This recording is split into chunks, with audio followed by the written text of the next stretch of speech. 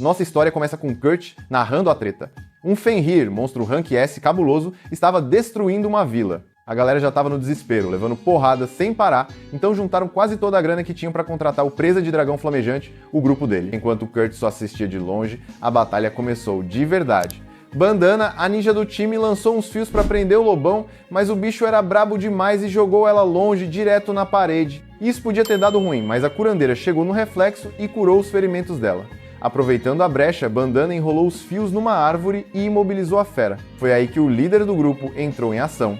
Com sua espada em chamas, Golnova tacou fogo no lobo, mandando ele pro além. Kurt segue no camarote, apresentando a equipe. Bandana, a ninja mais rápida do rolê. Marlefis, a maga e Golnova, o guerreiro das chamas. Ele solta que o preso de dragão flamejante virou herói. Mas, mesmo sentindo um peso morto, Kurt ainda faz parte do time, pegando as funções mais de boa enquanto viaja com eles para salvar o mundo. Depois da treta, o grupo tá lá de boa, comendo, quando Golnova joga um pedaço de frango fora, reclamando que a comida da vila é horrível. Ele chama Kurt e pede um prato feito por ele. Bandana também quer, já que esse é o último dia que vão comer algo feito por Kurt. O cara estranha e pergunta o que ela quis dizer com isso. Golnova, sem paciência, solta um "tu é burro, cara?" e dá a notícia na lata. Kurt tá demitido. O motivo? Pra ele, Kurt é um fraco que não faz nada e nem consegue derrotar um slime. Marlefis ainda completa, dizendo que só podem ter 4 pessoas no grupo e vão trocar Kurt por um mago mais forte. Desesperado, Kurt implora pra Golnova reconsiderar, mas o desgraçado dá um bicudo no estômago dele e manda ele calar a boca. O pior é que Kurt nem percebe, mas é óbvio que essa galera gosta de pisar nele. Sem ter pra onde ir, ele junta suas coisas e rala peito sem rumo. Chegando na cidade, ele vai direto para a agência de empregos, nervoso. Assim que entra, é recebido por uma recepcionista gata, que já manda um bem-vindo e pergunta se ele tá ali para procurar trabalho ou contratar alguém. Ele responde que quer um trampo e aí começa a entrevista. Ela pede nome e idade e ele diz que se chama Kurt, tem 15 anos e veio de uma vilazinha perdida nas montanhas Shen. A mina nunca ouviu falar do lugar, mas segue o baile e pergunta o que ele fazia antes. Quando ele diz que trampava com os heróis do Presa de Dragão Flamejante, ela fica de cara, já que eles são Rank SS. Kurt, que já estava na bad, se sente pior ainda por ter sido chutado. A recepcionista tenta animar ele, dizendo que essa experiência pode ajudar a arrumar um trampo da hora. Então ele faz o teste de aptidão para ver se tem algum talento escondido. Ele explica que as aptidões vão do nível G, 0 talento, até o triplo S, o supra-sumo da parada. Ele ainda dá um exemplo. Alguém com aptidão baixa para espada não corta nem papel, enquanto um cara com nível alto corta tudo no meio com a mesma lâmina. Só que, claro, o azarado do Kurt tira nível G em tudo relacionado a combate. A recepcionista ainda tenta motivar ele, falando que tem outros testes para trabalhos como ferreiro e alquimista, mas ele teria que esperar uma semana. O problema? O cara tá liso, sem um centavo no bolso. Vendo isso, a mina pede para ele levantar um saco de areia. Ele obedece, mas assim que toca no negócio, sente sua magia sendo sugada. Quando tenta erguer, percebe que o troço é pesadão demais. A recepcionista fala que já viu o suficiente e diz que, com essa força, ele pode trampar na construção. Ela conta que, numa cidade na fronteira da marca de Tychon, estão precisando de gente para reparar os muros do castelo. Kurt gostou da ideia e aceita sem pensar 2 vezes. Chegando lá, o chefe da obra olha para ele e solta um: "É sério que mandaram esse palito para um trampo desses?" Mas, como estão sem gente, aceitam ele mesmo assim e dão a missão de preparar o cimento e reparar o muro. Kurt aceita e já começa a pensar se deve usar magia para deixar o cimento mais resistente. Mas quando vai perguntar, o chefe só diz que volta em 3 horas para ver o progresso, esperando que, até lá, ele já tenha usado pelo menos metade de um barril de cimento. Agora resta saber se Kurt vai conseguir segurar esse trampo ou se vai rodar de novo. Só para deixar claro, o chefe diz que o pagamento é pelo trampo feito. Se o Kurt não conseguir, já era. Vendo que ninguém proibiu o uso de magia, ele assume que é algo normal e manda ver. 3 horas depois, o chefe volta e fica bolado com o tanto que o moleque fez. Kurt já chega se desculpando porque o cimento acabou e não deu para fazer mais. O chefe não acredita que ele realmente meteu 1/3 daquele murão sozinho em tão pouco tempo, mas só pergunta como ele alcançou os lugares altos. Kurt responde na moral: "Ah, eu jogava o cimento para grudar e depois espalhava com um pedaço de pau." O chefe surta, dizendo que isso é impossível, mas respira fundo e pergunta quantos dias mais ele pode trampar ali. Kurt, animado, fala que queria ficar uma semana. O chefe curte a ideia, paga o que dá na hora e avisa que o resto será depositado na agência depois, liberando ele para descansar. O garoto acha que está ganhando uma fortuna e que deve ser porque ralou muito. então decide repetir a dose no dia seguinte. No outro dia, a galera tá chocada com o tanto que o trampo rendeu, porque simplesmente não faz sentido. O chefe vira pro Kurt e solta: "Mano, a partir de amanhã nem precisa mais colar aqui." Kurt fica sem entender. Ele tá mandando bem, então por que estão dispensando ele? O chefe explica: "Esse trampo foi feito para gerar emprego pra galera, e se você continuar nesse ritmo insano, vai deixar todo mundo sem trabalho." Kurt ainda não processou direito, mas o chefe manda a real: "Você trabalha rápido e bem demais. Sério, o que um cara nível SS ou triplo S tá fazendo aqui consertando muro?" Como esse é o último pagamento dele, recomendam que vá trabalhar na capital. Kurt fica sem reação, corte rápido. Na agência de trabalho, uma garota tá fazendo o maior escândalo porque precisa de mineiros, mas a montanha que ela quer explorar nunca deu nada. Pra piorar, ela só paga se acharem algo. Sem adiantamento, sem garantia, só na sorte. A recepcionista sugere que ela procure investidores, mas a menina tá desesperada. Se não pagar os impostos em uma semana, perde a montanha. Do nada, Kurt se oferece pro trampo. A garota torce o nariz, dizendo que precisa de alguém mais fortão, mas sem opção, acaba aceitando. Enquanto isso, a recepcionista Kershaw pensa que o Kurt é muito bonito e devia estar metido em outro tipo de trabalho, se é que você me entende. Mas logo sai desse devaneio porque vê um depósito absurdo na conta dele, 200 moedas de ouro pelo trampo no muro. Ela fica tão chocada que até tropeça em um monte de sacos que pareciam de areia. Só que a colega dela explica que aquilo não é areia, e sim sacos especiais que medem magia. Quanto mais magia a pessoa tem, mais pesados ficam. Mas com gente normal não acontece nada. Além disso, diz que quase não usam esses sacos, porque só funcionam no nível dos magos de verdade. Então pedem para Kershaw levar os sacos lá para fora. Quando ela tenta levantar, percebe que não são pesados, o que significa que Kurt está escondendo um poder sinistro. Enquanto isso, Kurt finalmente chega ao acampamento na montanha e já estranha ao ver que só tem uma tenda. A garota, que se chama Yulicia, diz que é o suficiente para os dois. O Kurt arregala os olhos e manda um: "Perai, eu não posso dormir no mesmo lugar que uma garota tão linda assim." A mina fica toda sem graça, mas para cortar o clima, dá algo para ele comer. O protagonista fica feliz porque já fazia tempo que não comia algo feito por outra pessoa. De madrugada, ele não consegue dormir e resolve dar uma olhada na Yulicia. Erro fatal. Ele vê algo que o deixa tão envergonhado que decide sair da tenda na mesma hora, mas mal sabia ele que a garota estava testando ele, e ela fica até feliz que o Kurt é um bom garoto, e fofo. De manhã, Yulicia percebe que ele passou a noite lá fora e ainda costurou um pouco a roupa dela. Ela acha isso incrível por algum motivo. Depois do café, ela diz que está na hora de começar a escavar. Kurt pergunta se ela tem algum plano, mas a resposta é basicamente: "Vamos cavar em qualquer lugar." Ele pensa: beleza, essa mina acha que tá no Minecraft? Só pode. Mas como ele manja dos Paranauê, resolve procurar um lugar melhor e manda ela ir com ele.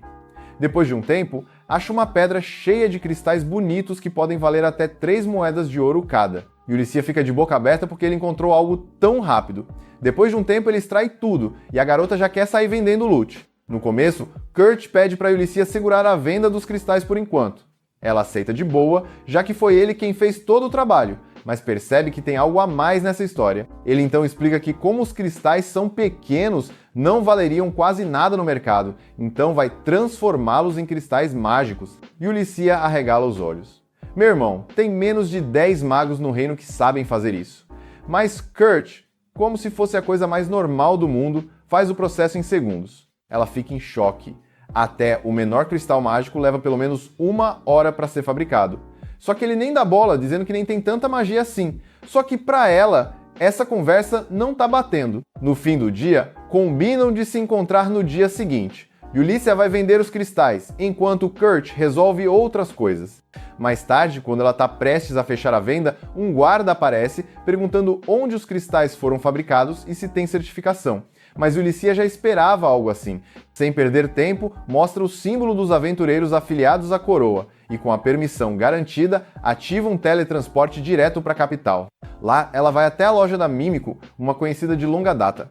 Mímico pega um dos cristais para analisar e logo nota algo estranho. Ele brilha pouco, mas tem algo diferente. Yulicia já estava esperando um preço qualquer, tipo 4 moedas de prata, mas Mímico solta, sem hesitar. Pago 10 moedas de ouro por cada um. Yulicia quase cai para trás. Como assim?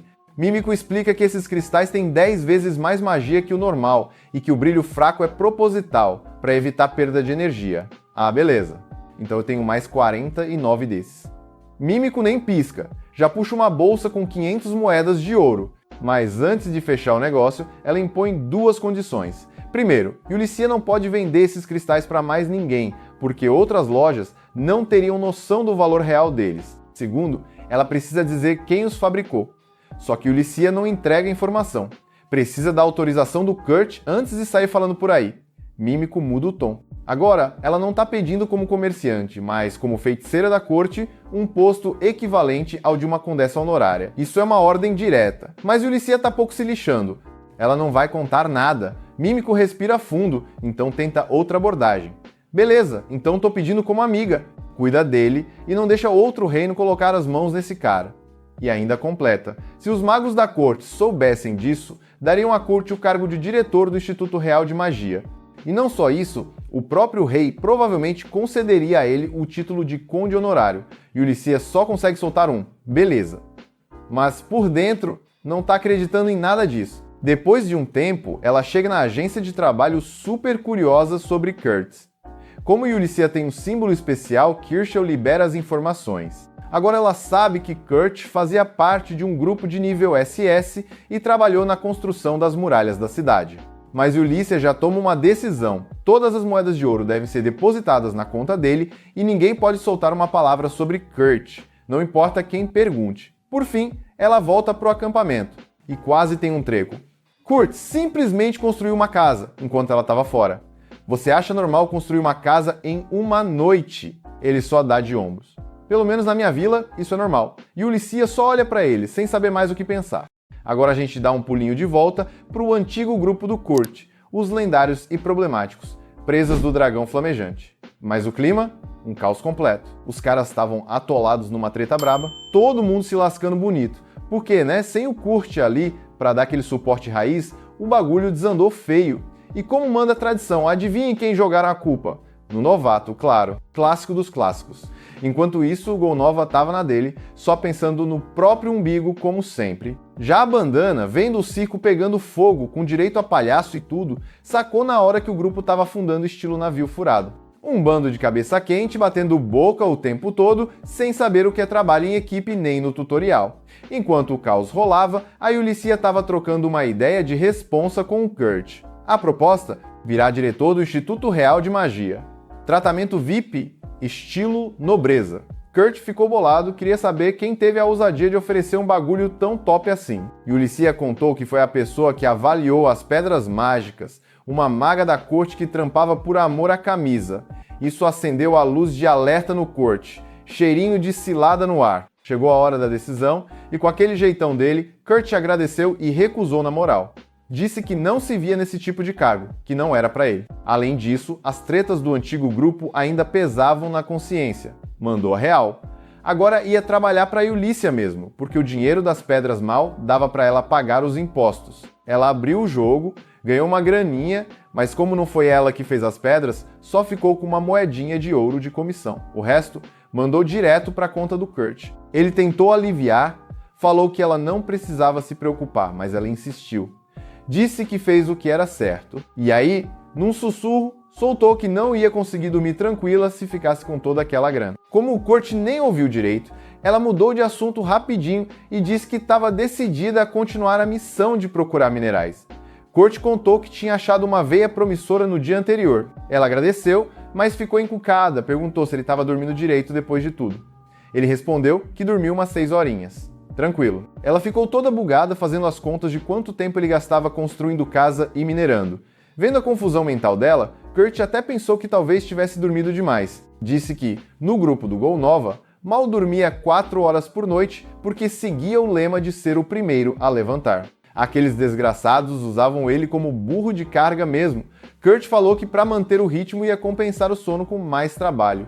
Deixou ela ainda mais confusa. Mais tarde, levou ela para o local que queria explorar e sugeriu que cada um trabalhasse em uma área. Mesmo o terreno parecendo meio ruim, ele achava que podia ter coisa boa ali. Aconselhou ela a não cavar mais de 50 metros.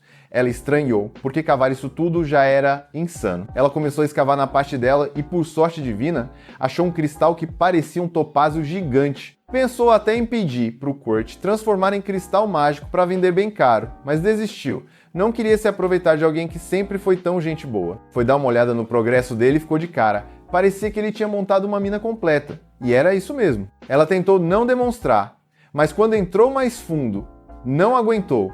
O lugar era imenso, surreal até. Pouco depois, Kurt apareceu todo de boa para dar um salve e disse que, infelizmente, só encontrou pedras inúteis e uns pedacinhos do mineral que ele estava procurando. Ela foi ver as tais pedras inúteis e quase desmaiou quando ele soltou. Isso aí é mitrilo. Ela congelou.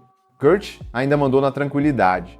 Lá no vilarejo tinha tanto disso que a galera jogava fora. Ela travou de vez. Mitrilo vale mais que ouro e platina juntos. E pensar que jogavam isso fora, que lugar era esse que ele veio? Perguntou qual era o mineral que ele estava procurando e ele, na calma de sempre, respondeu: oricalco. Ela reconheceu na hora o lendário metal dos deuses, não entendeu como isso poderia estar ali. E o Kurt, inocente como sempre, disse que era só cavar uns 7 quilômetros para baixo que dava bom. Ela ficou tentando processar o bagulho e perguntou se ele realmente cavou 7 quilômetros em 8 horas, e voltou. Kurt disse que sim, de boa, e ainda fechou tudo depois para não dar problema. Ela já estava quase surtando, e aí viu uma luz vindo de um canto. Descobriu que ele abriu um túnel que atravessava a montanha inteira. O túnel ligava Samaela até uma cidade do Lorde de Tycone. Ela engoliu seco e falou: esse túnel você não fecha de jeito nenhum. Em 2 dias já tinham extraído tudo e voltaram para Samaela pelo túnel. Para liberar o uso para os comerciantes, Ulissia ia cobrar uma taxinha de manutenção e usar para pagar os impostos. No mesmo dia, Bandana apareceu do nada para dar um alô. Disse que não fazia mais parte dos presos do Dragão Flamejante. Rolou mó BO no grupo. Aí corta a cena pro Golnova, saindo de um restaurante puto da vida, sem pagar nada, fazendo barraco e exigindo a carne defumada que o Kurt fazia. Ela explicou que não tinha mais e o cara, surtado, mandou ela ir atrás do Kurt para fazer mais. Disse que, se resistisse, podia até dar uns tapas. Bandana aceitou na calma, mas meteu o louco. Usou a velocidade dela, roubou um cristal de teleporte dele e vazou. Abandonou o grupo, os guardas ainda estavam na cola do Golnova e ela achava que ele ia acabar preso do jeito que estava agindo. Para piorar, a Marlefis foi convocada pela igreja. Game over pro grupo Presas do Dragão Flamejante. Ela não contou isso pro Kurt, só disse que foi expulsa. Não queria que ele descobrisse que o vigiara todo aquele tempo. Kurt, ouvindo tudo isso, percebeu que não dava mais para voltar. Aí ela perguntou: mas por que você queria tanto voltar assim? Ele respondeu: sincero, que devia muito ao Golnova e sempre teve ele como inspiração. Bandana pensou que o Golnova foi bom mesmo para esconder o Kurt esse tempo todo.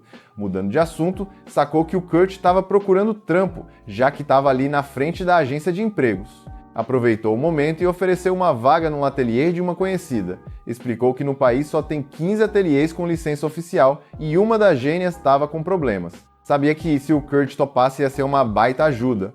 Kurt ficou meio sem confiança, mas Bandana deu aquele empurrãozinho maroto. Aí a Bandana troca uma ideia com Kurt e convence ele a topar o rolê, entregando uma cartinha de recomendação. E quando meteu o pé, ela pensa que trabalhar com isso não é moleza, não. Aí explicam que os ateliês não são só oficina de alquimia, não.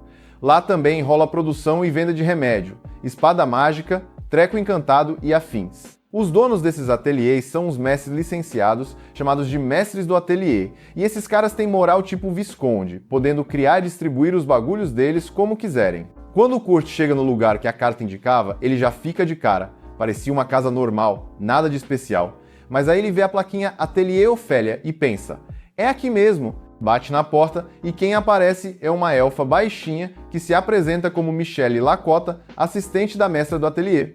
Kurt manda a real que veio ajudar e foi indicado pela Bandana. A Michelle então chama ele para entrar. Só que mal ele dá uns passinhos para dentro, já bate aquele cheiro podre no ar. Ela já solta um "foi mal" e mostra qual vai ser a missão dele. Limpar o quartinho ali da frente, que tá fedendo há umas 3 semanas porque ela anda ocupada demais pra cuidar disso. Na hora, o Kurt saca que chamaram ele só pra fazer faxina mesmo, o que até faz sentido, já que ele duvidava que fosse mesmo ajudar num ateliê desses. Só que o moleque é ágil, ele faz um trabalho de dias, em pouco tempo, deixa tudo tinindo, brilhando que nem ouro polido. Sem ter mais o que fazer, ele resolve seguir na direção por onde a Michelle foi, pra trocar uma ideia. Entra por uma porta e pá! Dá de cara com uma mina quase pelada. Fica um tempinho ali paralisado no bug até se tocar e se apresentar como Kurt.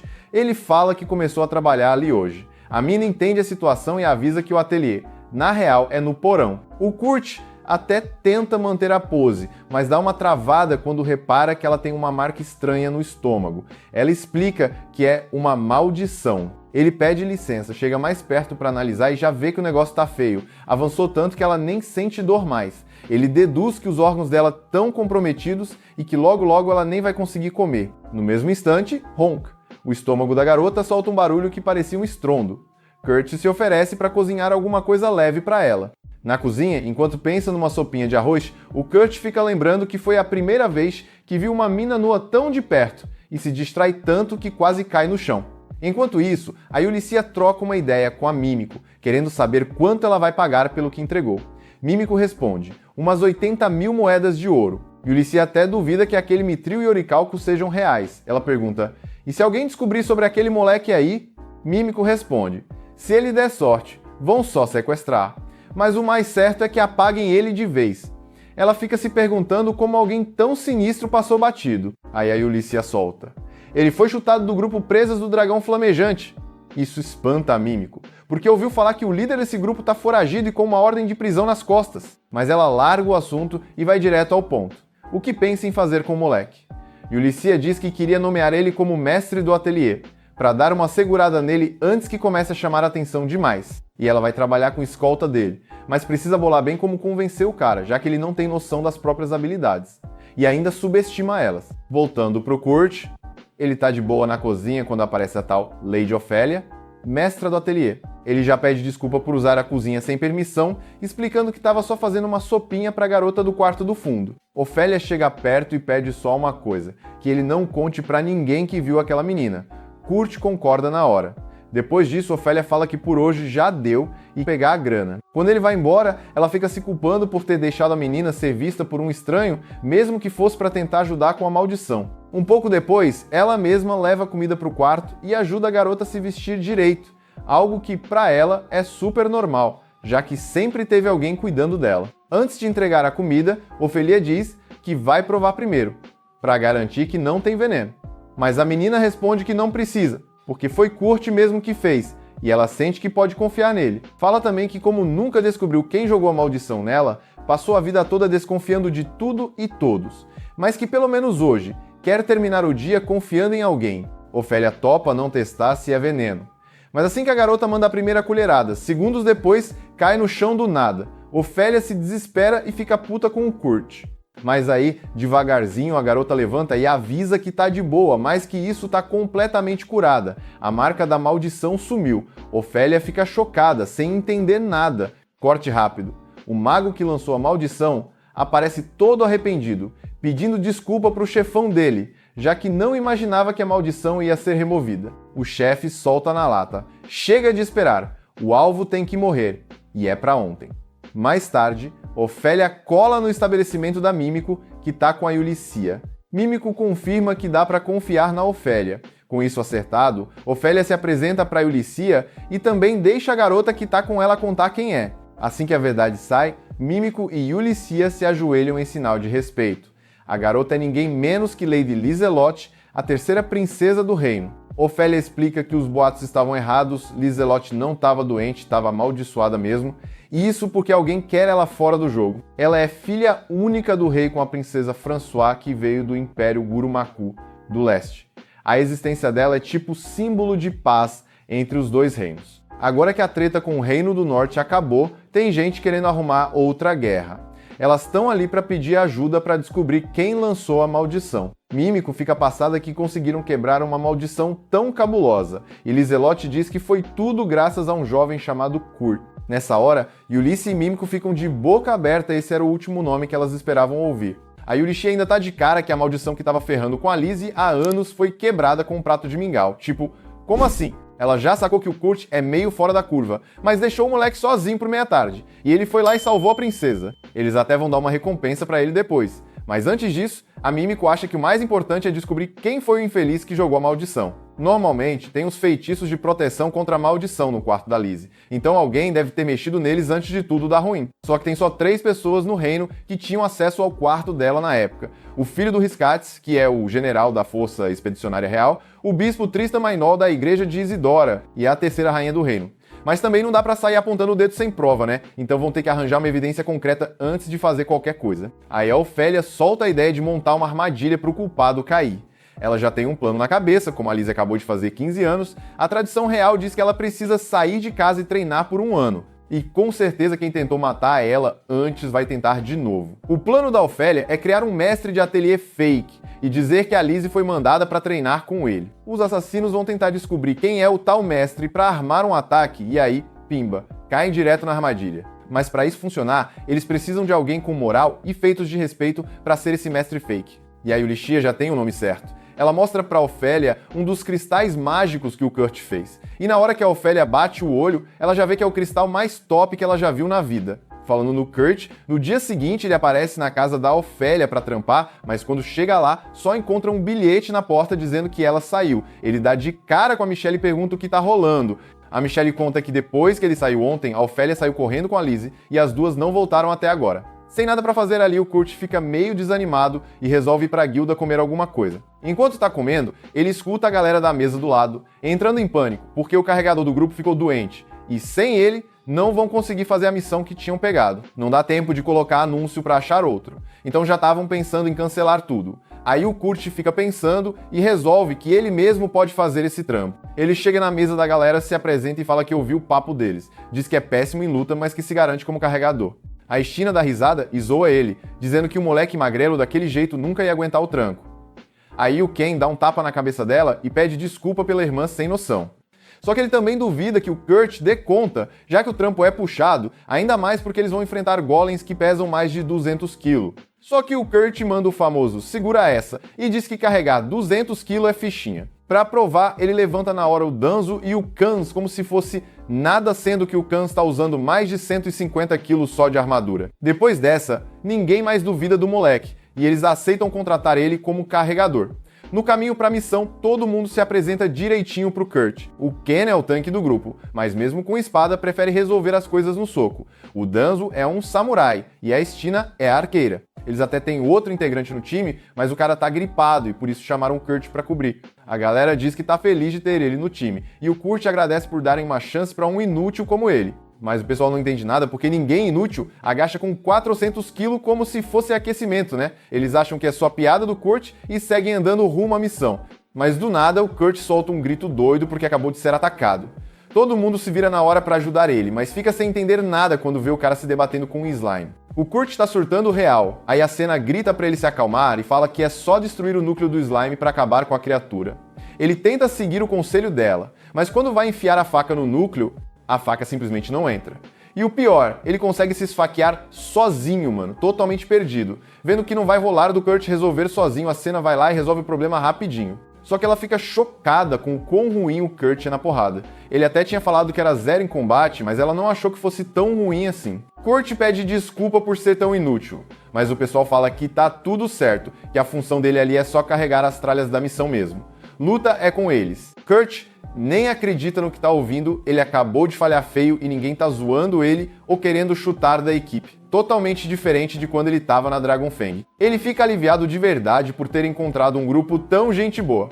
Chegando na caverna, o lugar tá escuro pra caramba, então as Sunis espalham um musgo que brilha pra iluminar o caminho. Quando o lugar clareia, o Kurt repara numa bosta em cima de uma pedra e pergunta pra Senna se isso é preocupante. Ela responde que é cocô de Goblin e que tá fresquinho, então provavelmente tem um ninho de Goblins por ali. Kurt começa a entrar em pânico, né? Se ele já não conseguiu lidar nem com o slime, imagina um Goblin.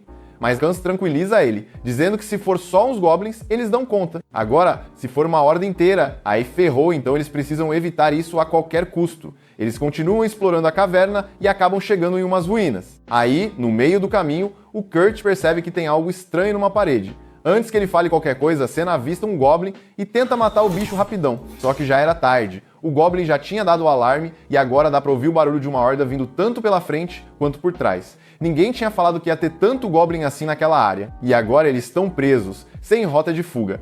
A SA olha pro Danzo e pergunta se ele tem algum plano, mas do jeito que tá, parece que a única opção é se preparar pra morrer feio. É aí que o Kurt abre a boca e avisa que encontrou uma passagem secreta na parede. Beleza, ótimo. Só que mesmo com essa passagem, eles não vão conseguir correr mais rápido que a horda, então vão precisar de uma distração. Danzo e Kans trocam um olhar com a Cena, e ela já saca o recado. Ela pega o Kurt e joga ele dentro da salinha secreta, fechando a porta atrás deles. O Kurt fica sem entender nada, perguntando por que ela fez isso se o Danzo e o Kans ainda estavam do lado de fora. A Cena explica que, se todo mundo fugir junto, os Goblins vão rastrear eles de qualquer jeito, então ela e o Kurt precisam ir sozinhos, enquanto os outros dois vão servir de isca para despistar os inimigos. Kurt não quer abandonar eles, claro, mas a Cena diz que voltar atrás não é uma opção. Ela também não queria deixar os parceiros para trás, mas ela sabe que o Kurt não luta nada e que ela mesma não é lá grandes coisas na briga. Se os quatro tentarem correr juntos, ninguém escapa. Ela fala que acredita que o Danzo e o Kans vão conseguir sobreviver de algum jeito,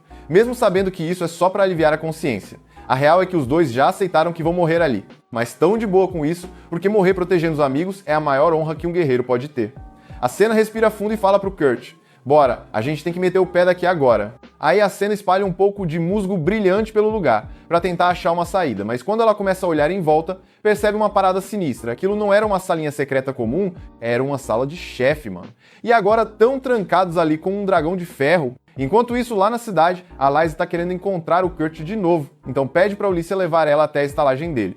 A Ulysses mete um lockpick na fechadura e entra com a Lizzie no quarto do Kurt, mas, surpresa, ele não tá lá. Do nada, elas escutam uma voz dizendo que, se estão procurando o Kurt, ele foi para uma missão nas cavernas ao nordeste. A Ulysses fica tipo, quem diabos falou isso? Sai correndo para ver, mas quando chega lá fora, a bandana já tinha evaporado. Estranho demais, mas parece que o Kurt realmente está nas cavernas do nordeste. A Ulysses começa a se preocupar, porque ela lembra que teve um programa de treino para matar goblins por ali, então é bem possível que os goblins que sobraram montaram um ninho naquela caverna. Ela fala pra Lysa esperar ali porque vai atrás do Kurt, mas a Lysa manda um nanani-nanão, eu vou junto. A Ulysses não curte a ideia de levar uma princesa pra dentro de uma caverna cheia de monstro, mas a Lizzie fala que tá treinando magia desde criança e sabe se virar. Além disso, é a guarda da Ulysses que tem que proteger ela, então deixar a princesa sozinha seria burrice. No fim das contas, a Ulysses aceita, e as duas seguem até a caverna. Quando chegam lá, veem que o musgo brilhante ainda tá fresco, ou seja, alguém passou por ali faz pouco tempo. A Liz então lança um feitiço de aumento de sentidos nela mesma. A Ulysses acha que ela vai escutar alguma coisa,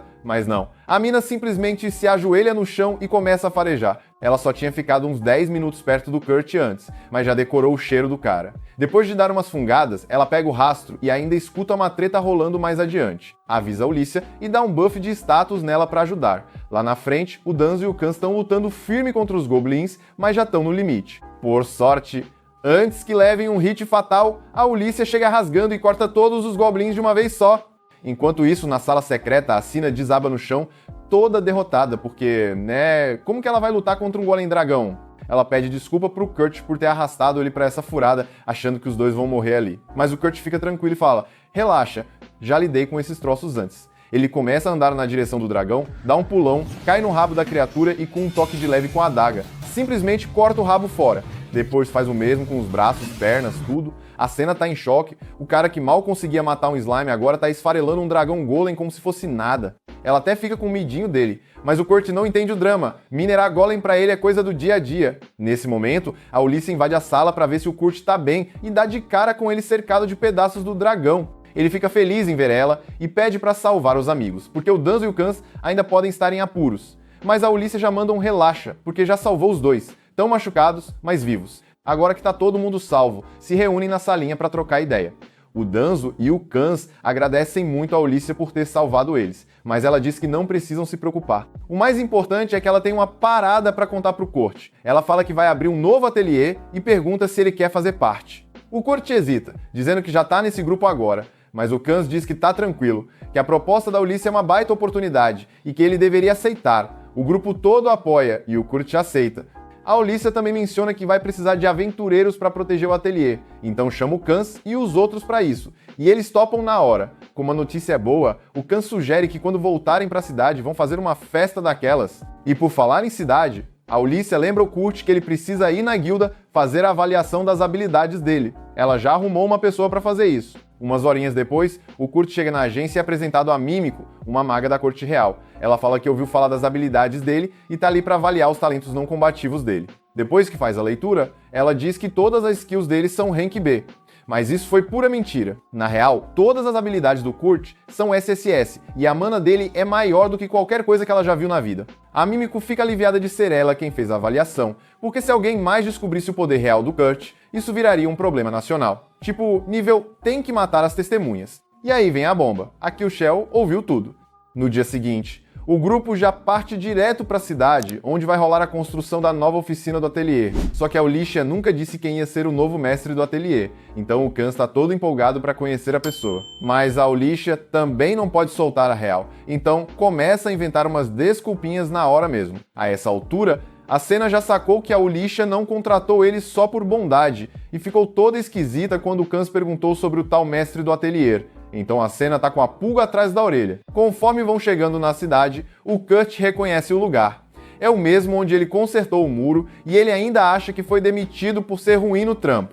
Por isso, ele tá nervoso de estar ali de novo. No fim, a Ulysses leva todo mundo até onde seria a tal oficina do ateliê, mas chamar aquilo de oficina é forçar demais, porque é só um terreno vazio. O Kans já manda na lata que não dá pra fazer nada ali sem estrutura nenhuma, e a Ulysses, que já sabia disso, diz que vão esperar na estalagem até o Kurt construir tudo do zero. Ela vira pro Kurt e pergunta se dá pra terminar até o fim do dia. Aí já forçou, né? Nem o Kurt dá conta disso. Mas ele fala que em 3 dias dá pra fazer. A Ulysses diz que ele pode levar o tempo que precisar, que não quer apressar nada e que se precisar de material extra é só pedir. O Kurt gosta disso, porque já tem uma lista de materiais em mente, então escreve tudo e entrega para a Ulysses pegar para ele. A lista tem umas paradas bem específicas, tipo ametista e penas de grifo. A Senna fica sem entender o que isso tem a ver com uma oficina, mas a Ulysses conhece o Kurt o suficiente para não questionar. Só diz que vai tentar conseguir tudo, mas que vai levar 2 dias. O Kurt tá de boa com isso. Mesmo assim, a Senna ainda tá com aquele pressentimento estranho de que tem algo errado, e a Ulysses já tá começando a perceber isso, mas as duas fazem de conta que tá tudo certo. Aí a Ulysses manda geral ir pra estalagem para deixar o Kurt trabalhar em paz, mas antes lembra ele de comer direitinho e descansar, fazendo ele prometer que volta para a estalagem antes de anoitecer. Enquanto isso, a Ulysses senta com o resto do pessoal na estalagem porque tem coisa séria para falar. Até agora, o Kans e o Dans achavam que o Kurt era só um cara comum, mas não dá mais para esconder a real, ainda mais com a Senna já tendo visto umas bizarrices que ele é capaz de fazer. A Senna pede para Ulysses explicar quem o Kurt realmente é, mas antes disso, a Ulysses resolve se apresentar direito, mostra o brasão da família real e diz que é uma aventureira a serviço da realeza. E a mina sentada ali com eles é ninguém menos que a Lizzie, a terceira princesa do reino. Os 3 ficam em choque, e o Kans até tenta levantar para cumprimentar ela direito, mas a Lizzie manda ficar de boa, que ela tá disfarçada e quer ser tratada como gente normal. Aí a Senna manda a real: peraí, então o Kurt também é da realeza? Mas a Ulysses diz que não, que ele é uma pessoa comum, ou melhor, mais ou menos. O lance é que nem a Ulysses sabe quem o Kurt é de verdade, mas ela sabe que todas as habilidades de combate dele são Rank G, enquanto todas as outras habilidades são Rank SSS. Os 3 ficam de boca aberta, porque Rank SSS é coisa de lenda urbana.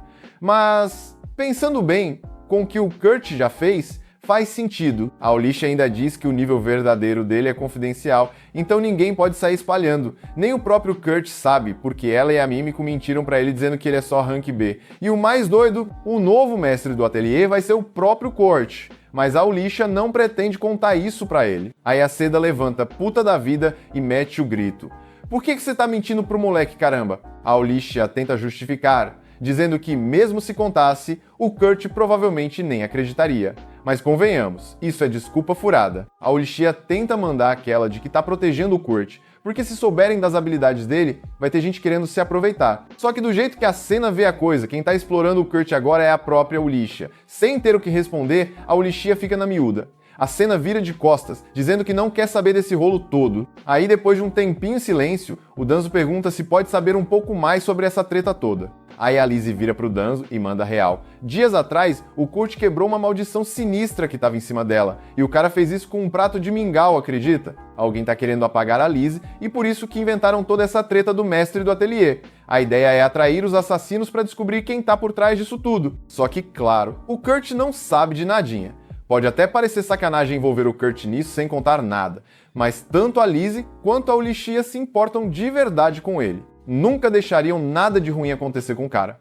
A Lizzie pergunta se o grupo topa guardar segredo e se juntar a elas para manter o Kurt seguro. O Danzo já manda na lata que eles não têm obrigação nenhuma de obedecer a uma princesa, mas que o Kurt é brother deles e fariam qualquer coisa para proteger ele. O Kans concorda e a Lizzie fica feliz da vida vendo que eles estão com ela. Já a Senna acha que estão passando os limites, tipo, eles conhecem o Kurt faz 2 dias só. A Ulicia entende o lado dela. Porque, pra falar a real, ela mesma conheceu o Kurt na semana passada e ainda tá tentando entender tudo o que viu ele fazer nesse tempo. A Senna decide dar uma volta para esfriar a cabeça antes de tomar qualquer decisão. E no caminho resolve dar uma olhada na obra onde o Kurt tá trabalhando, porque acha que ele merece saber a verdade sobre o quão forte ele é. Mas quando ela chega lá, leva um susto, o cara já terminou toda a fundação do ateliê enquanto eles estavam fora. Tipo, em algumas horinhas, ela pergunta se ele fez aquilo tudo sozinho, e o Kurt confirma na boa, achando que isso é normal. Afinal, a Ulicia falou pra ele que ele é Rank B, né? Só que, mano, nenhum Rank B conseguiria fazer aquilo. A cabeça do Kurt sobre Rank tá toda bagunçada. E pior que na vila dele era normal construir umas 10 casas num dia,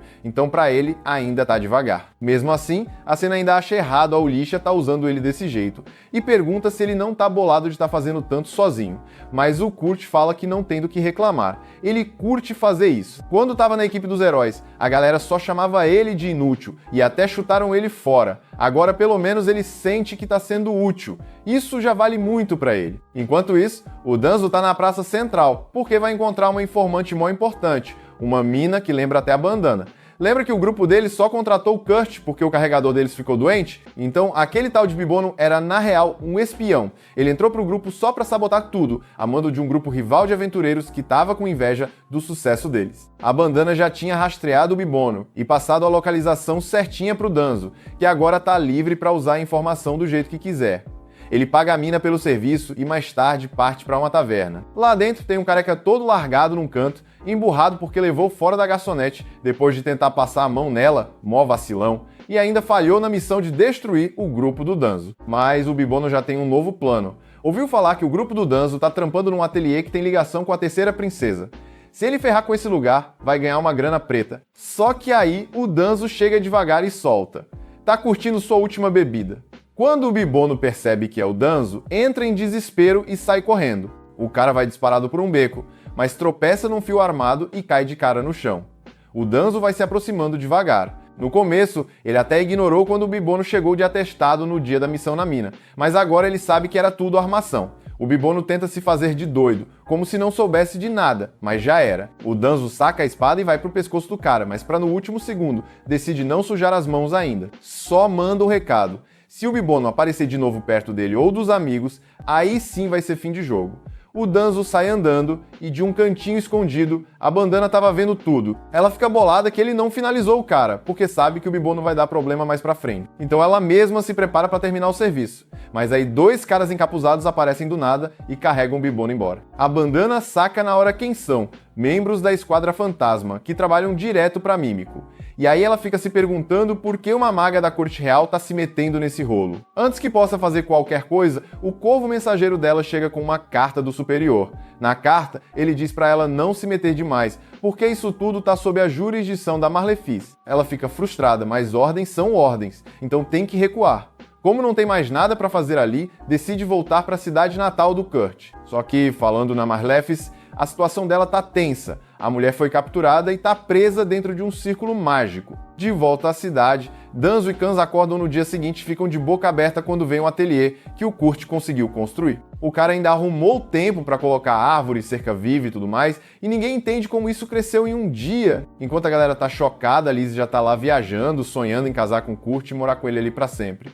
Aí o Kurt aparece todo de boa e chama todo mundo para entrar. Ele dá um tour na casa, mostra a entrada principal, 2 andares de porão e até um sistema de purificação de água que ele fez com umas pedras mágicas. Fez quarto para geral e até um especial pro tal do mestre do ateliê. Só que, detalhe, a Olizia ainda não contou para ele que ele mesmo é o mestre da parada. Ela não quer largar essa info ainda, então inventam a desculpa de que o mestre está ocupado e muda de assunto, perguntando onde fica o quarto do Kurt. Mas aí vem o Bach, o Kurt, com autoestima no chinelo. Diz que não merece um quarto, que só é bom para fazer tarefas e que ia dormir num armário de vassoura mesmo. A galera pira e fala que ele tá maluco, que ele devia ficar no quarto que ele fez pro mestre, já que ninguém tá usando. Leva umas boas 2 horas para convencer o coitado de que ele merece sim dormir decentemente. Aliás, a Ulia pergunta se ele consegue criar uma barreira mágica em volta da casa para afastar a maldição, mas o Kurt nunca tentou fazer isso. Então ele fica tipo, sei lá, nunca fiz, né? Como plano B, ela resolve usar os selos mágicos que a Mímico deixou prontos e passa a noite instalando isso tudo em volta da casa. O último selo tem que ir bem na frente do quarto da Lizzie. Quando a Olizia chega lá para colocar, a Lizzie ouve os passos e já acha que é o Kurt vindo de fininho pro quarto dela. Ela sai toda animada, pronta para abraçar ele, mas se decepciona quando vê que é só a Olizia. Aí já manda aquele olhar poxa vida e reclama que queria passar a noite coladinha com o Kurt.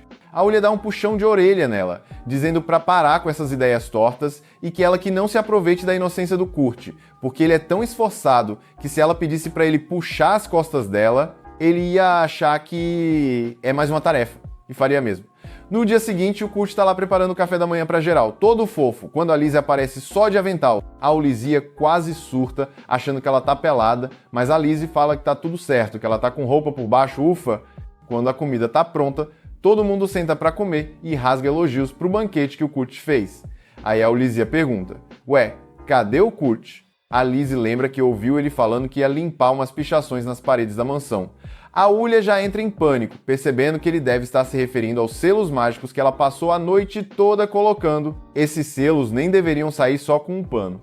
Mas a gente tá falando do Kurt. Ela sai correndo para tentar impedir, mas já era. O Kurt já tinha limpado todos os selos, achando que era só sujeira mesmo. E como a Ulia nunca contou para ele sobre a tentativa de assassinato por maldição contra a Lizzie, ele nem fazia ideia da importância daquilo. Agora, a Lizzie tá completamente desprotegida de novo, sem nenhuma barreira, e a Mímico nem tá por perto para refazer os selos. A Olizia tá em choque, sem saber o que fazer. Enquanto isso, a Marlefis foi chamada na chincha pelo bispo da igreja. Assim que ela tromba com ele, o cara já manda na lata que ela tá excomungada. A Marlefis fica passada, sem acreditar, e pergunta que diabos tá rolando. Aí o bispo explica que tá rolando um monte de denúncia e prova de que o grupo Dragão Flamejante é mó barra pesada, destruidor mesmo. Pra piorar, o bispo ficou sabendo que o Golnova tá sendo procurado como criminoso agora.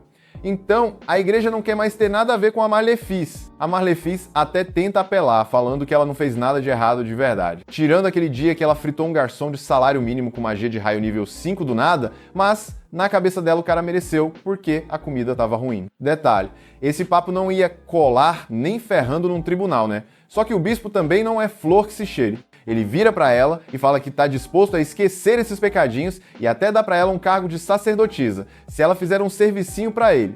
Aí a Marlefis já regala os olhos toda empolgada, né? Toparia qualquer parada, até se ajoelhar por motivos nada santos, se fosse preciso. A primeira coisa que o bispo faz é servir um vinho e pedir pra ela beber. Só que a parada desanda de um jeito que ela nem imaginava. O bispo manda na real que quer que ela mate a terceira princesa do reino.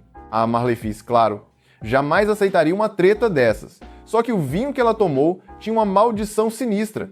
Se ela não topar a missão, vai morrer de um jeito horrível. Sem escolha, ela jura que vai ajudar o bispo. E o plano do bispo é bem cabuloso. Prender a Marlefis num círculo mágico com um demônio ali do lado. Enquanto isso, na mansão do Kurt, a vida tá tranquila. O pessoal tá curtindo um café da manhã top. E a Lizzie, por algum milagre, não sofreu mais nenhuma maldição, mesmo Kurt tendo tirado todas as proteções dela. A Olizia ainda tá quebrando a cabeça para entender como isso é possível. Mas já que a comida mágica do Kurt é boladona, ela acha que deve estar neutralizando qualquer maldição nova. De qualquer forma, a Olizia já tá mais de boa com a segurança da Lizzie, ainda mais agora que a Mímico chegou na cidade. Com a ajuda da Ofélia, elas montaram uma rede de informações para rastrear qualquer um que tentar ferrar a Lizzie. A Lizzie, toda fofa, percebe que o bolo do café da manhã tá diferente. Aí o Kurt explica que usou farinha de arroz em vez de farinha normal. A Lizzie ama o sabor, porque lembra do mingau de arroz que o Kurt fez pra ela quando se conheceram. Ela até pede pra ele fazer de novo se um dia ela acabar amaldiçoada outra vez.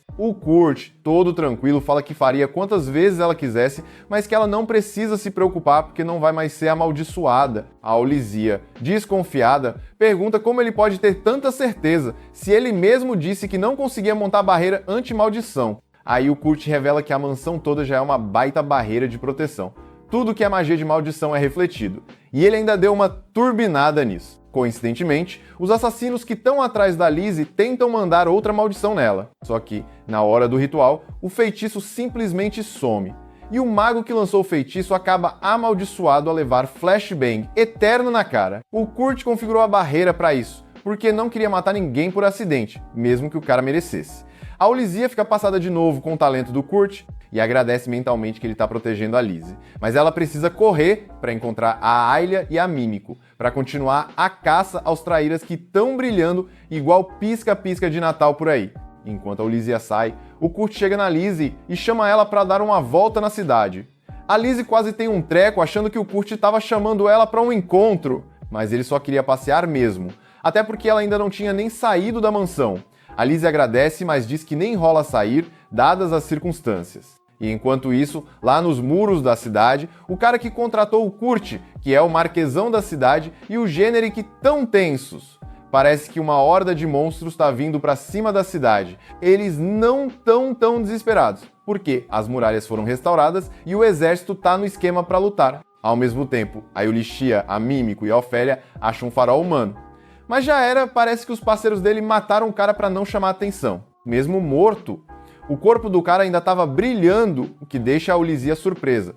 Isso só prova que o Kurt manja muito das magias. A Ofélia até fala que eles deviam contar tudo pro Kurt e pedir a ajuda dele, porque ia agilizar a caçada. Mas a Olizia, teimosa, não quer envolver mais ainda o Kurt, mesmo que ele já esteja mais que enfiado nessa treta toda, né? Aí, do nada, começa a soar o alarme na cidade. Os monstros começaram o ataque. O marquesão manda geral lançar magia de luz para enxergar os inimigos. Quando a luz ilumina o campo, o cara quase desmaia. É um mar de esqueletos vindo devagarzinho para cima das muralhas. Não tem como o exército segurar aquilo tudo sozinho.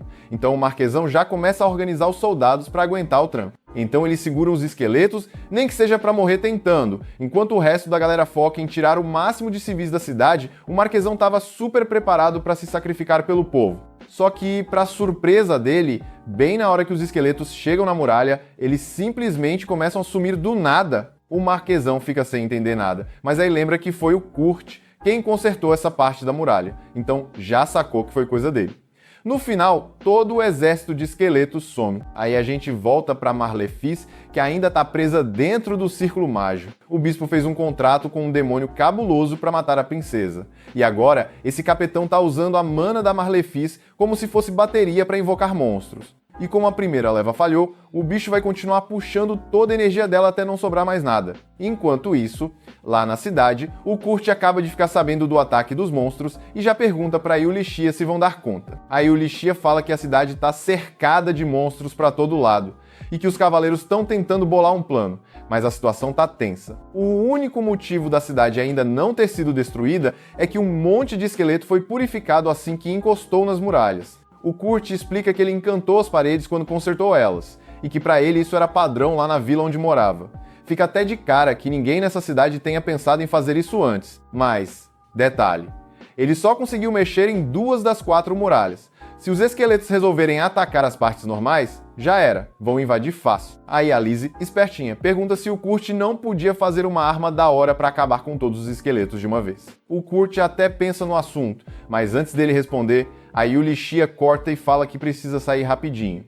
Antes de sair, ela ainda lembra eles de não saírem da mansão de jeito nenhum. A Lizzie nem liga, na real, porque isso significa mais tempo sozinha com o Kurt. Enquanto isso, a Eulichia vai lá no estoque, pega uma caixa cheia dos cristais mágicos que o Kurt fez e já se arma toda. Com a bomba secreta em mãos, ela, a Ofélia e a Mímico vão correndo falar com o Marquesão. Quando chega lá, o Marquesão reconhece a Yulichia, porque eles são velhos conhecidos, mas fica surpreso de ver ela na cidade. Ela explica que tem um plano para parar a horda de esqueletos e ir direto nas ruínas de onde os bichos estão vindo e destruir tudo lá. Só que para isso, ela precisa que o Marquesão e a galera dele façam barulho para distrair os monstros. O Marquesão fala que é muito arriscado, mas a Yulichia garante que vai dar certo, ainda mais com a arma secreta que ela tem. Mostra um dos cristais mágicos e fala que o negócio é tão forte que pode demolir um prédio inteiro. Com ela insistindo tanto, o Marquesão topa. Mas com a condição de ir junto na missão, a Yulichia até acha que ele dá conta, mas pergunta se ele tem certeza, porque o bagulho vai ser sinistro. O Marquesão nem pensa duas vezes. Fala que é dever dele proteger a cidade, e que enquanto ele estiver fora, o vice-general Generic segura as pontas. Enquanto os soldados saem para distrair os monstros, a Mímico e a Ofélia ficam protegendo a cidade de possíveis ataques. De volta à mansão, o Kurt termina de varrer o jardim e fica pensando no papo que teve com a Lizzie sobre criar uma arma. Ele vai para a forja que montou ali mesmo e começa a trabalhar, na vila dele. Os ferreiros faziam armas incríveis como se fosse nada. Mano, eu e geral só quer saber onde esse maluco mora, velho. Uma coisa eu te falo na moral, certeza que não é nesse planeta, não. Enfim, bora voltar para a história. Mesmo sem muita confiança, o Kurt decide dar o máximo para criar algo que possa ajudar a galera. Enquanto isso, a Yulichia e o Marquesão já estão saindo para a missão, mas dão de cara com um monte de monstro bloqueando a passagem. Aí a Yulichia saca um dos cristais e manda a real para todo mundo fechar os olhos. Ela joga o cristal nos monstros e pá, uma luz absurda purifica geral. A Yulichia já sabia que os cristais do Kurt eram fortes, mas não imaginava que dava para purificar tanto bicho de uma vez só. De qualquer forma, isso caiu como uma luva para eles. Aí os soldados saem correndo para segurar a próxima leva de monstros, enquanto a Ulissa e o Allred partem para as muralhas. Lá na mansão, o Kurt acabou de terminar de forjar a espada, mas assim que ele dá os toques finais, começa a bater aquela insegurança. Ele sempre ouviu que as habilidades de ferreiro dele eram só nível B, então ele mesmo não bota fé que uma espada feita por ele ia servir para enfrentar monstros. Pouco depois, a Lizzie aparece procurando o Kurt para perguntar do jantar. Só que aí ela vê a espada na mão dele e acha mó bonita. O Kurt manda na lata, se ela curtiu tanto assim, pode ficar. Mas que tome cuidado, porque ele encheu a lâmina de magia. A Lizzie agradece o presentão, toda fofa. Só que o Kurt, mesmo sendo meio tapado para perceber as próprias qualidades, manja muito bem quando alguém força um sorriso. Ele saca na hora que tem algo incomodando a Lizzie, e para ser sincero, ele já tinha notado isso faz tempo. Aí ele manda real para ela.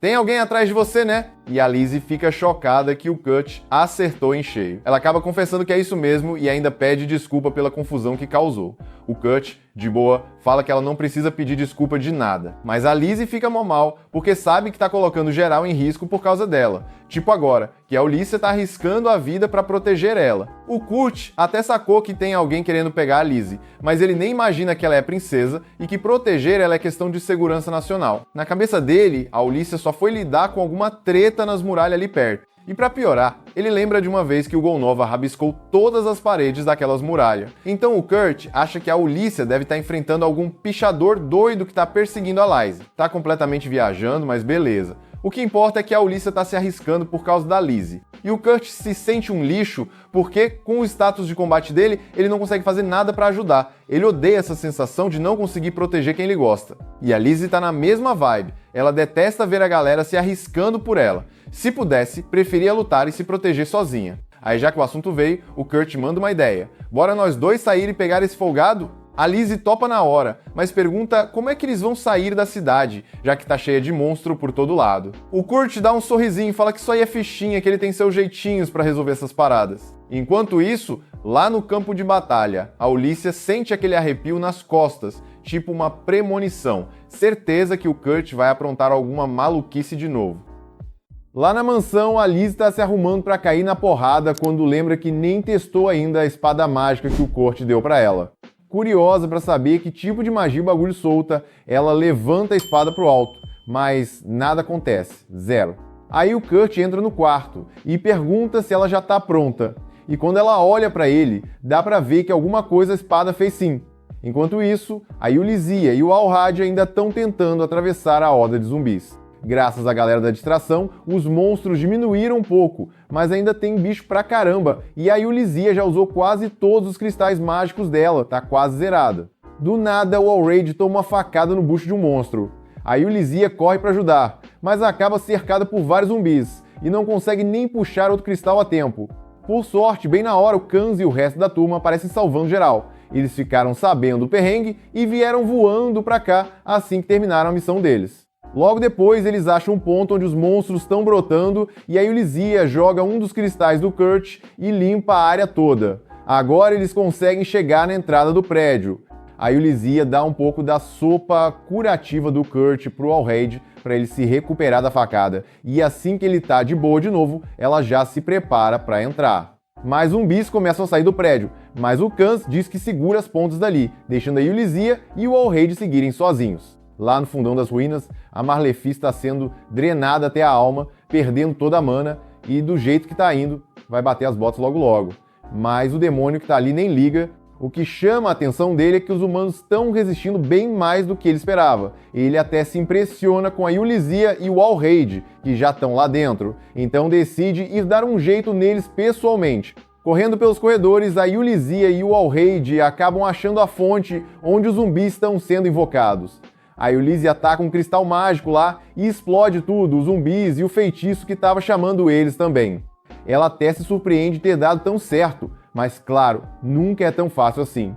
Logo depois, o demônio aparece na frente deles. Agora a treta vai ficar séria. A Yulizia parte pra cima e mete um cristal mágico direto nele, mas mesmo com o poder absurdo do negócio, não fez nem cócegas. O demônio diz que tem HP infinito. O Allraid não engole essa e tenta cortar ele na barriga, nada. O corte se fecha rapidinho, mas não é por causa de HP infinito não. É porque ele tá sugando a mana da Malefice para se curar e tá secando ela no processo. O demônio diz que até curte o esforço deles, são melhores que a maioria dos humanos que ele já enfrentou, mas que no fim das contas não fazem nem cócegas nele. E que o mesmo vale para os outros lá fora, tudo desesperado tentando proteger a cidade, mas que vão morrer tudo para uma legião de mortos-vivos. O Allraid rebate na hora, dizendo que os aliados dele não vão cair para um monstro qualquer. Mas o demônio só dá risada e fala que pode continuar invocando mais e mais até afogar todo mundo. Nem os três lá fora vão segurar a próxima leva de monstros. Mas a Yulizia e o Allraid não estão nem aí. Partem pra cima juntos, ela decepa a cabeça do demônio e ele enfia a espada no peito. Mas o desgraçado só pega a cabeça do chão, encaixa de novo e continua falando. Diz que vai matar todos os cavaleiros e ainda vai atrás da princesa. E só por diversão, talvez ele deixe a Yulizia e o Allraid vivos para ver a Lizzie morrer sofrendo. A Yulizia não aceita nem ferrando, mas já tá perdida, sem saber o que fazer. Nada do que ela usa funciona, nem os cristais mágicos do Kurt deram conta do bicho. Enquanto isso, a Malefice já aceitou o fim. Ela perdeu tanta força que mesmo que conseguisse sair do círculo mágico, não ia ter energia para correr. Para piorar, por causa da maldição do bispo, ela não come nada há dias e tá mais faminta do que nunca. Ela só queria poder comer mais uma vez a comida do Kurt antes de morrer. Ela começa até a ter alucinação, jurando que tá ouvindo a voz dele. Só que não é alucinação não, é o Kurt e a Lizzie que cavaram até a câmara onde ela tá. A Marlefice fica em choque de ver o Kurt ali de verdade. Então ele trouxe a princesa junto com ele. Ela acha que o Kurt sacou que ela tá envolvida na treta para matar a Lizzie, e por isso trouxe a princesa para ser tipo uma testemunha. Mas na real, o Kurt nem fazia ideia que a Marlefice estava ali antes de aparecer. Kurt pergunta para Marlefice se é ela que tá mirando na Lizzie, mas ela explica que foi chutada da igreja e caiu nessa armadilha armada pelo bispo Tristan. O Kurt e a Lizzie ouviram o que ela falou, mas cada um entendeu uma parada totalmente diferente. A Lizzie sacou na hora que o Tristan é o cabeça por trás de todas as tentativas de matar ela, enquanto o Kurt acha que a Malefice está desenhando uns grafites por aí só porque ficou bolada com a expulsão. A Malefice não entende nada do que o Kurt está falando, e a Lizzie também não, mas ela vai na onda do Kurt mesmo assim, mesmo que nada faça sentido. Aí o Kurt pergunta se ela sabe onde está a Ulícia, e a Malefice nem sabe quem é, mas lembra de ter visto dois aventureiros subindo, então eles devem estar um andar acima. Kurt agradece pela info e já vai dar no pé para procurar a Yulishia, pronto para deixar a Malefice para trás porque acha que o círculo mágico é só um grafite bizarro. Só que a Lizzie pede para ele ajudar a apagar o círculo, enquanto ela vai atrás da Ulícia. O Kurt tenta impedir, diz que é perigoso sozinha, mas ela lembra ele de que tá com uma espada mágica, então vai dar bom. No fim, ele aceita, e enquanto a Lizzie tá fora, ele literalmente arruma um balde e um esfregão, e se prepara para limpar o círculo. A Malefice acha que ele é doido, porque ninguém apaga círculo mágico com água e pano, mas o Kurt não sabe o que significa impossível. E vai lá, passa o pano e puf, o círculo se desfaz. Nesse momento, o demônio sente que perdeu a fonte de mana e começa a ficar na defensiva, desviando dos ataques da Yulisha e do Allraid. Eles não entendem nada, mas dá pra ver que agora o bicho tá com medinho de se machucar. A Yulisha vai pegar o último cristal mágico da bolsa para acabar com ele, mas o demônio derruba da mão dela antes que ela consiga usar. E sem aquele cristal, a treta fica feia pro lado deles. O demônio se prepara para ficar sério, mas de repente a Lizzie aparece e grita pela Yulisha. Como ela era o alvo desde o começo, o demônio vai com tudo e atravessa ela na hora, rindo que nem um doido por ela ter vindo sozinha. Só que surpresa, o corpo da Lizzie vira um monte de borboletas e some. Era só um clone! O demônio fica maluco, achando que tinha pego a real, mas tudo não passava de uma ilusão criada pela Espada da Confusão. Como o nome já diz, ela faz umas ilusões cabulosas que enganam até o mais esperto. Nesse caso, criou uma cópia perfeita da Lizzie. Ele tenta matar ela mais umas vezes, mas todas são ilusões. Enquanto ele está perdendo tempo com os clones, a Lizzie de verdade chega até o cristal mágico que a Yulisha tinha derrubado. Ela mete o cristal no chão e a explosão de energia simplesmente apaga o demônio da existência. E como era o demônio que estava invocando os zumbis, todos os monstros somem junto com ele. Fim da crise. A galera da cidade finalmente pode respirar em paz, mas a Yulisha tá boladona com a Lizzie por ter se arriscado daquele jeito. A Lizzie pede desculpa por ter vindo sem avisar, mas fala que não queria mais ficar se escondendo enquanto os outros lutavam por ela. A Yulisha ainda tá brava, mas sabe que não tem moral para reclamar, porque se a Lizzie não tivesse aparecido, ela e o Allraid já tinham virado presunto. O Allraid quer agradecer pessoalmente a Lizzie, mas ela fala que não precisa, porque ele lutou até mais do que ela. Agradece pelo esforço dele defendendo a cidade e promete dar uma recompensa pela coragem. Enquanto isso, o Kurt termina de apagar o último pedacinho do círculo mágico, mas mesmo com isso, a maldição da Malefice ainda não deixa ela comer, então mais cedo ou mais tarde ela vai morrer de fome. Aí o Kurt do nada oferece um lanche dele, porque sacou que ela tá faminta. A Malefice fica tocada, mas diz que se comer, a maldição vai fazer ela vomitar tudo. Mesmo assim, ela decide comer, só para sentir o gosto da comida do Kurt uma última vez.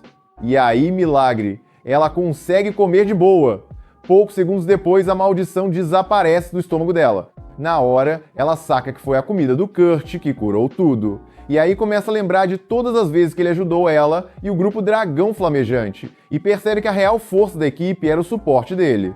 Ela pede desculpas sincerona por ter tratado ele mal. Claro, ela ainda é uma pessoa bem escrota, mas pelo menos agora reconhece o quanto o Kurt é brabo. Já é alguma coisa. Só que isso não livra ela de ser presa, porque 2 agentes da Mimiko chegam e mandam prender a Malefice por estar envolvida nessa confusão de assassinato. Ela ainda tenta chamar o Kurt para ajudar. Então, o Kurt promete visitar a Malefice na cadeia quantas vezes ela quiser. Depois que arrastam ela para a prisão, a Lizzie chega perto do Kurt e pergunta se ele tá de boa. Ele diz que tá tranquilo, mas tá mais preocupado com a Ulissia e o resto do pessoal que tava tretando lá. Aí a Lizzie acalma ele dizendo que tá todo mundo bem, já que geral tomou um pouco do remédio que o próprio Kurt fez. Quando todo mundo volta do campo de batalha, o Kurt convida a galera para um banquete na mansão. Só que quando sentam para comer, os soldados ficam tudo calado, só mandando ver nos pratos. O Kurt começa a achar que os caras estão se forçando a comer só por educação, porque ninguém parece feliz, tá ligado? Mas o Allraid vira para ele e fala que tá viajando. O silêncio é porque a comida tá boa demais. Os caras tão focados em comer que não sobra tempo nem para conversar. O Kurt fica aliviado que estão curtindo a comida dele. Enquanto a galera se acaba de comer, a Lizzie chama o Allraid para apresentar ele oficialmente pro Kurt. O Kurt até lembra dele como o cara que cuidava da obra nos muros da cidade, mas a Lizzie explica que o Allraid também é tipo o prefeito, cuida da cidade e da galera toda. Aí do nada começam uns fogos de artifício, todo mundo fica de boca aberta com o espetáculo. O Kurt explica que quis fazer algo especial para acompanhar a comida, então preparou os fogos antes. E falando em comida, o Allraid comenta que todas as feridas dele sararam depois de comer aquele rango. O Kurt só dá risada e fala que para ele isso é normal. Na vila dele, comer bem sempre curava tudo. Em uma lembrança da juventude do Kurt, quando ele ainda morava na sua vila natal, a aldeia Rast, ele se aproxima de Hildegard. Ela estava ocupada cuidando dos próprios assuntos. O Kurt pergunta se ela é a filha do comerciante ambulante. No começo a menina nem dá bola pra ele, mas como ele insiste e faz de tudo pra chamar a atenção, ela acaba respondendo.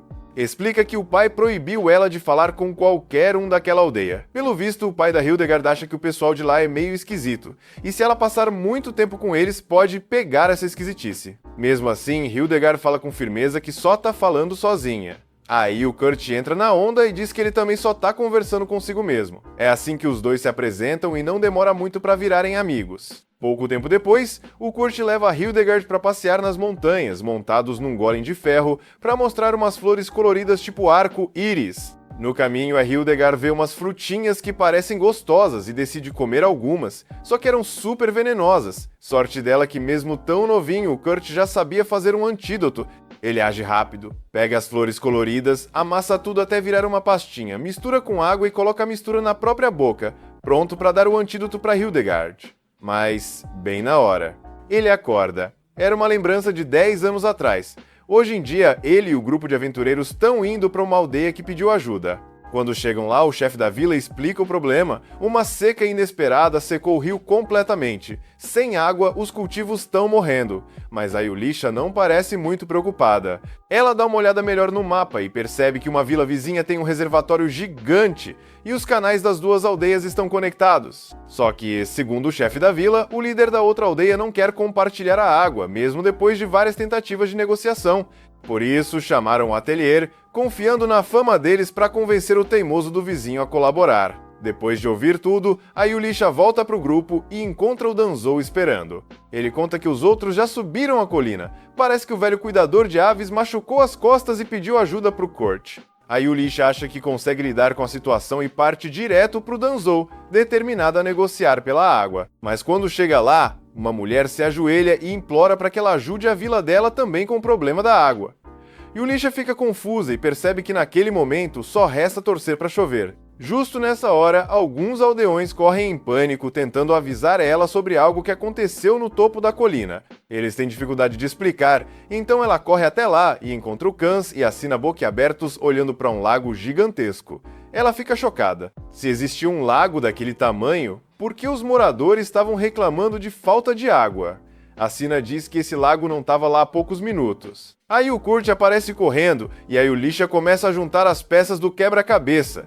Pergunta pra ele por que tá ali, se era pra estar cuidando das aves. O Kurt responde que percebeu que os pássaros do velho estavam morrendo de sede, então correu até lá e puxou água de um aquífero subterrâneo. Logo, os dois líderes das aldeias chegam e agradecem a Yulisha por salvar todo mundo do desastre. O Kurt também olha pra ela com admiração, achando que ela resolveu tudo num passe de mágica, sem saber que na verdade foi ele quem salvou o dia, meio que sem querer. Com a missão cumprida, o grupo volta, levando alguns ovos como forma de agradecimento. O Kurt comenta que vai usar os ovos para preparar algo gostoso mais tarde, e pergunta pela Liz. A Yulisha responde que a Liz foi se encontrar com o Senhor de Ticone, para entregar um relatório sobre o ataque de monstros que rolou outro dia. Mais tarde, a Liz e o Alreid estão conversando com o Marquês Ticone. Parece que o cara tem um título equivalente ao de Duque, e tá tentando ganhar o favor da Liz para aumentar seu poder. A Liz percebe claramente as intenções do Marquês, mas mantém um sorriso simpático, lembrando a si mesma que está ali como representante da mestre do atelier, não como princesa do reino. O Marquês tenta arrancar informações sobre o mestre do atelier, já que foi ele quem salvou a cidade no ataque dos monstros. Mas a Liz desvia da pergunta, decidida a manter o Kurt longe da política. Conforme a conversa segue, o Marquês muda o assunto para a cidade, onde o mestre do atelier vive, dizendo que ainda não tem um nome oficial. A Liz explica que, para isso, o reino precisa nomear um vice-rei. O Marquês, que tem o poder de nomear vice-reis na região dele, insinua que quer nomear o mestre do atelier como vice-rei. A Liz saca na hora a intenção dele, colocar o Kurt sob o controle dele. Mas como o Kurt nem sabe ainda que é o mestre do atelier, ela quer evitar que isso aconteça. Então diz que não pode tomar essa decisão sozinha. O Marquês acha isso estranho, já que ela é uma princesa e também é representante do atelier. Ele diz que achava que ela teria algum poder para decidir algo assim. A Liz fica sem saber o que dizer e fica mais nervosa ainda quando o Marquês se vira pro Alreid e pergunta se ele, como general dos cavaleiros da cidade, tem alguma objeção em nomear o mestre do atelier como vice-rei. A Liz só consegue torcer para que ele recuse, o que também mostraria que o Alreid não sabe da real identidade do Kurt, mas o Alreid aceita a proposta. A Liz intervém na hora com outra objeção. Isso faz o Marquês perguntar se tem algum defeito escondido que tornaria o mestre do ateliê inadequado para o cargo. Aí a Lizzie se irrita de vez e diz que não existe ninguém no país mais talentoso que o Kurt. Ela acaba elogiando tanto o Kurt que o Marquês entende tudo. Com um sorriso, anuncia que o mestre do ateliê com certeza vai ser nomeado como vice-rei. Mais tarde naquele dia, a Lizzie volta para a mansão com a notícia, e a Ulysses fica preocupada com a chance de terem que apresentar o Kurt para todo mundo como mestre do ateliê. E isso seria um problemão, já que o próprio Kurt nem sabe que é o mestre. A Ulysses até sugere arrumar outra pessoa para fingir ser ele e resolver tudo rapidinho. Mas isso também não daria certo, porque todos os cavaleiros já conheceram o Kurt de verdade. Quem acreditaria num impostor que claramente não é tão forte nem habilidoso quanto ele? No começo, a Lizzie até concorda com a ideia da Ulysses, mas quando percebe que isso significa colocar outra pessoa no lugar do Kurt, ela se revolta e grita que isso é inaceitável. Ninguém nesse mundo poderia ser como o Kurt. Ela exige saber onde ele está, e a Ulysses explica que ele está ocupado cuidando do bebê. Assim que ouve isso, a Lizzie surta. Diz que se a criança não for dela, vai adotar e criar junto com o amado Kurt. Mas na real, a Ulysses não tá com um bebê humano, ela tá cuidando de um ovo que eles ganharam de presente da vila que visitaram. O ovo tá prestes a chocar, e sabendo como o Kurt sempre dá um jeito de lidar com tudo, a Ulysses fica se perguntando que tipo de criatura vai sair dali. Bem nesse momento, o Kurt grita chamando a Ulysses. O ovo acabou de se quebrar. Enquanto isso, a Mímico tá cansada de lidar com a pilha de relatórios acumulados na mesa dela. Ela reclama com a Ofélia, que comenta que a máscara da Mímico tá quase caindo. Falando sobre o trabalho, a Ofélia avisa que o Bispo Tristem foi assassinado e encontraram o corpo dele. Ela sugere que a igreja de Polaina mandou matar ele para ter alguém para culpar pela tentativa fracassada de invocar o Senhor Demônio.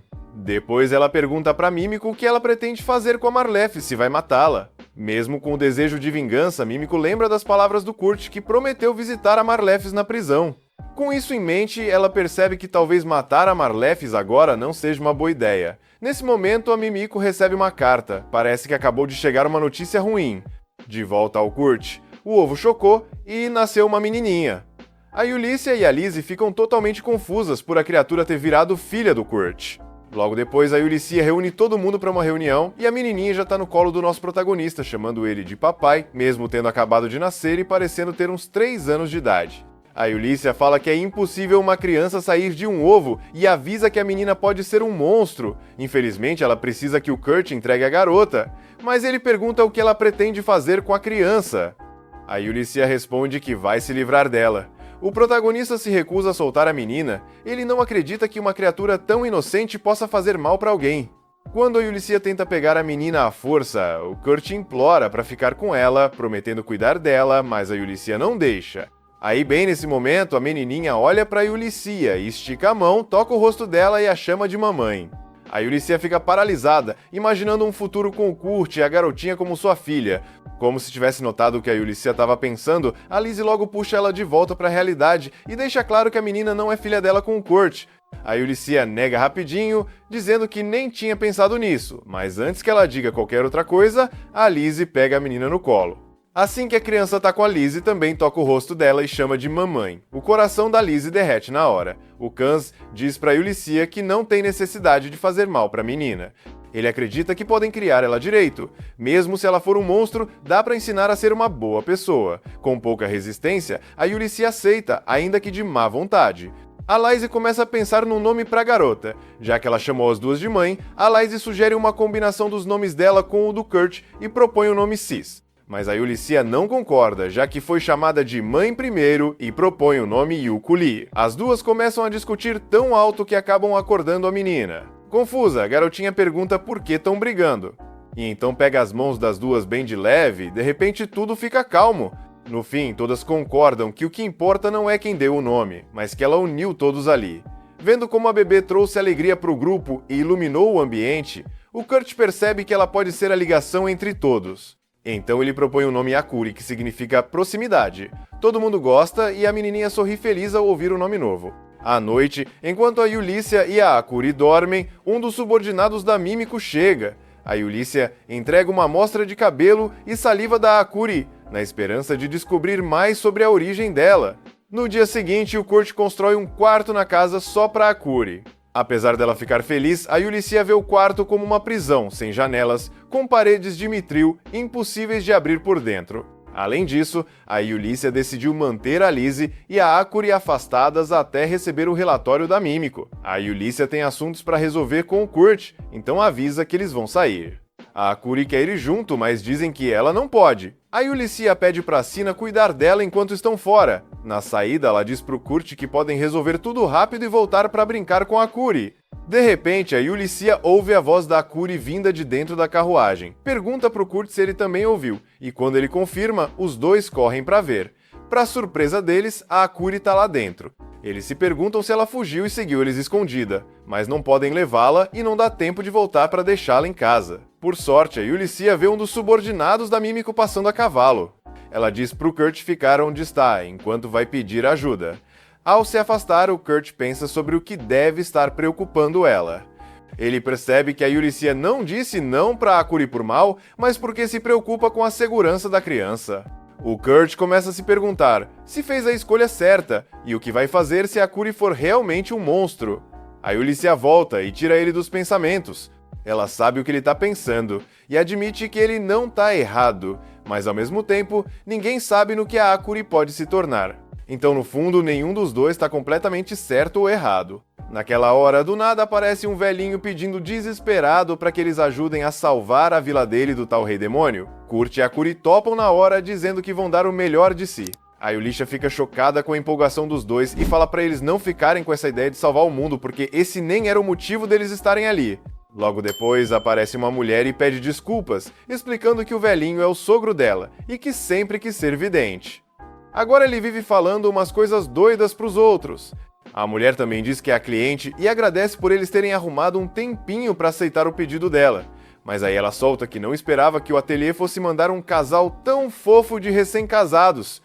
E apontando para Akuri, ainda diz que eles até têm uma filha adorável. Kurt e Yulicia ficam em choque, mas a Akuri entra na brincadeira e começa a chamar eles de mamãe e papai. Kurt fica pensando se a Yulicia ficou brava com a cliente por ter confundido os dois como casal, mas vê que ela ficou toda corada. Aí ele começa a viajar, achando que alguém tão linda como a Yulicia deve ter se sentido ofendida de ser chamada de esposa dele. Para compensar, decide se esforçar ainda mais no trabalho. Para mudar de assunto, ele pergunta para a cliente qual era o pedido, e ela explica que os porcos da fazenda pararam de comer. Kurt acha que pode ser por causa do calor, já que o clima está insuportável, então decide preparar uma comidinha mais refrescante para os bichos. A cliente fica super feliz e fala que vai deixar os porcos com ele enquanto leva o sogro para passear. Quando Kurt se vira, vê que a Yulicia ainda está parada no mesmo lugar toda congelada, e pensa que talvez ela esteja brava mesmo. Ele tenta se aproximar, mas percebe que ela tá tão mexida que nem consegue se mover. Então decide dar um tempo e começa a preparar a comida.